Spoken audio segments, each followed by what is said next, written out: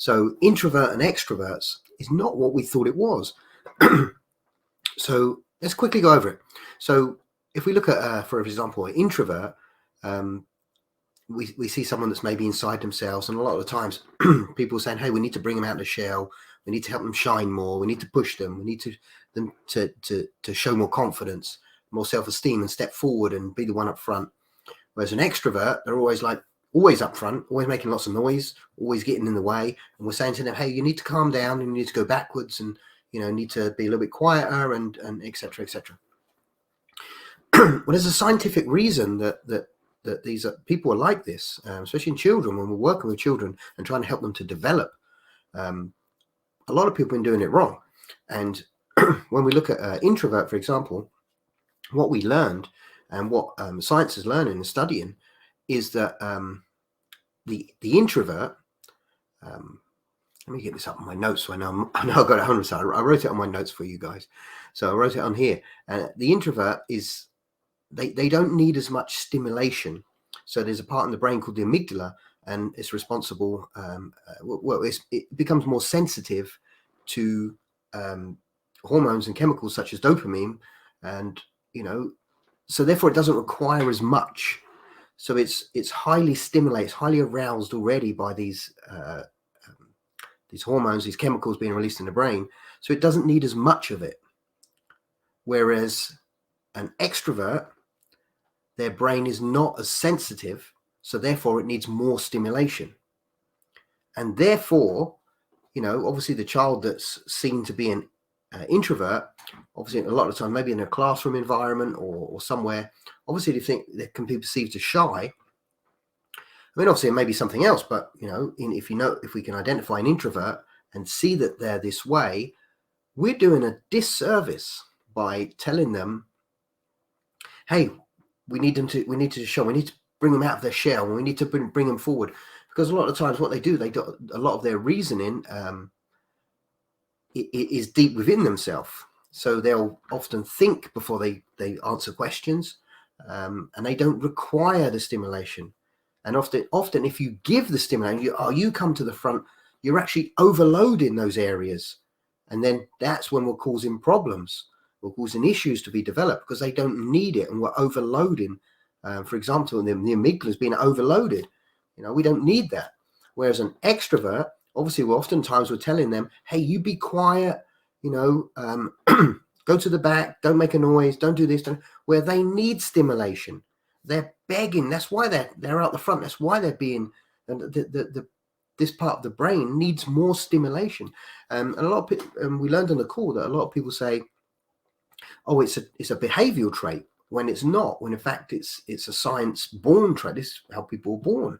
They're born introvert. Hey, your brain is born where it's highly sensitive to stimulation, or it's born where it's not highly sensitive to it. It's not like I developed this as a behavioral trait. So understanding this can really help us when, people bring children in, for example, say, hey, they lack confidence, they're low self-esteem. Well, hang on a sec, are they introvert, and do they need that extra stimulation, or do they need nurturing for being an introvert? And then we can look the same as an extrovert and say, hey, do they need, hey, I need him to calm down. Do we need him to calm down, or do we need to help him, give him the stimulation that they're asking for?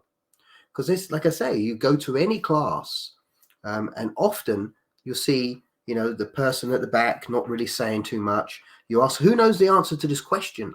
And all the extroverts are put, hey, me, please pick me. The reason they're like jumping up and down, please, because they're desiring that external stimulation that they need. They need the stimulation, that extra stimulation. Whereas an introvert doesn't need the stimulation. Maybe they know the answer, but they're not putting their hand up, but they just don't need to answer it. Before they answer, they need to process more information deep down within themselves, being an introvert, because the brain doesn't need stimulation. So hopefully that makes a little bit of sense. I found this amazing. Like I said, I did a call yesterday and with Melody Johnson, and this is amazing. This is game-changing stuff. It's so interesting. I mean, they've done like neuroimaging. I've got it here to reveal the different way that the brain processes between introverts and extroverts. Let's say, the introverts tend to have more active and engaged frontal cortex here, prefrontal cortex, which is to do with decision making. Whereas an extrovert is more enhanced. I think it's in such as the amygdala. Their reward center is where they exhibit more activity in the brain's reward center. So we can see this through neuroimaging. We can literally watch the brain think. And so if we can identify, so imagine you have a child and he's either introvert or extrovert. We're not now thinking, okay, they're a little bit shy, we need to pull them out of the shell. I mean, how many times have you put your child through school when you go to the parent meeting and they say, oh yeah, he's very shy or what have you, we need to pull him out of his shell? Or you go to the parent, oh, he's very noisy, we need to quieten him down.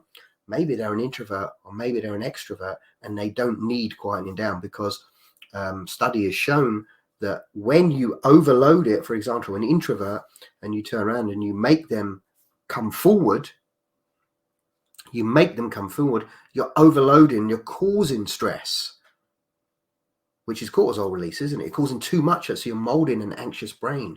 And what about an extrovert? If we tell them they need the stimulation, but we're telling them to be quiet, to calm down, to go to the back, to not make so much noise, to not answer what are we doing? We're not giving them the stimulation that they need, so we're hurting them. Off the top of my head, I can't think exactly, but there was 3 areas that Melody mentioned about how they can go into depression and things like that. And there was 3 for each one, depending on how if you overload an introvert or you don't stimulate the extrovert.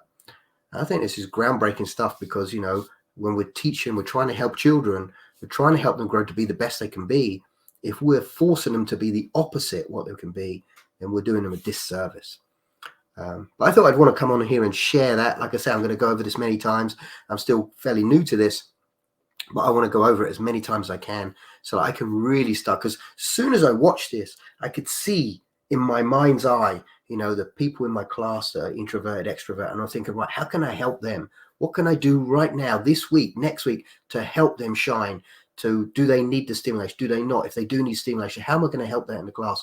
If they don't need, but how am I going to help them anyway, to help them deeper process the thoughts, feelings, emotions, and then work inside our class here?